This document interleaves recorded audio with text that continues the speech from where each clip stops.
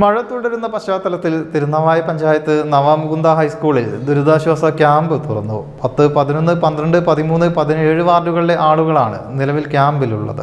Thirunavaya Ananthavoor village ഓഫീസർമാർ, Thirunavaya panchayat secretary എന്നിവരുടെ നേതൃത്വത്തിൽ ജനകീയ കമ്മിറ്റിയും ചേർന്നു. തിരുനാവായ പഞ്ചായത്ത് അധ്യക്ഷൻ KT മുസ്തഫ ചെയർമാനും നാസർ ആയപ്പള്ളി കൺവീനറുമാണ്.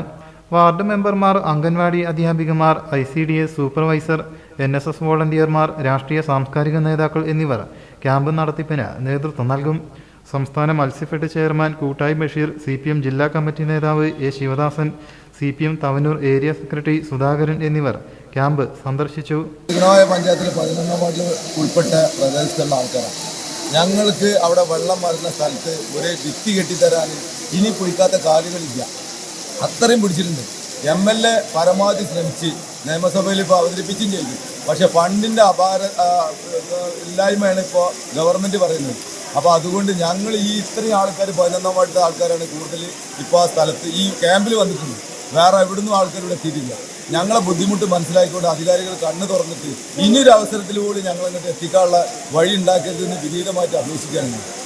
അതുകൊണ്ട് എത്രയും പെട്ടെന്ന് MLAയും ഗവൺമെൻറ്റിൻ്റെ ഭാഗത്തുനിന്നും റവന്യൂ ഡിപ്പാർട്ട്മെൻറ്റിൻ്റെ ഭാഗത്തുനിന്നും ഞങ്ങൾക്ക് അനുകൂലമായിട്ട് ഒരു ഭിത്തി കെട്ടാനുള്ള സൗകര്യം ചെയ്തു തരണമെന്നും വിനീതമായിട്ട് ഞങ്ങൾ പഞ്ചായത്ത് പ്രസിഡന്റിനോടൊക്കെ എല്ലാവരോടും ഞങ്ങൾ ആവശ്യപ്പെട്ടത്.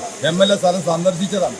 എന്നിട്ടും ആ മലവെള്ളപ്പാച്ചിൽ നേരെ വരുന്നത് ഞങ്ങളെ ഭാഗത്തേക്കാണ്. എത്രയോ കുടുംബങ്ങൾ, സാധനങ്ങൾ നശിച്ച് എന്നും ഞങ്ങൾ എത്ര കൊല്ലം 2018 മുതൽ അനുഭവിച്ചുകൊണ്ടിരിക്കുകയാണ്.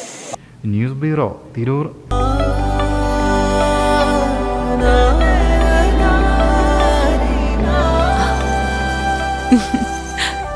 ആചാരങ്ങളും ആഘോഷങ്ങളും പലപ്പോഴും പലതാണ്.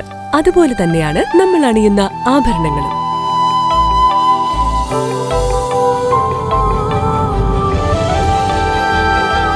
ജീവിതത്തിലെ ഓരോ നിമിഷങ്ങളും അവിസ്മരണീയമാക്കുന്നു ആസാദ് ഗോൾഡ് ആൻഡ് ഡയമണ്ട്സ്.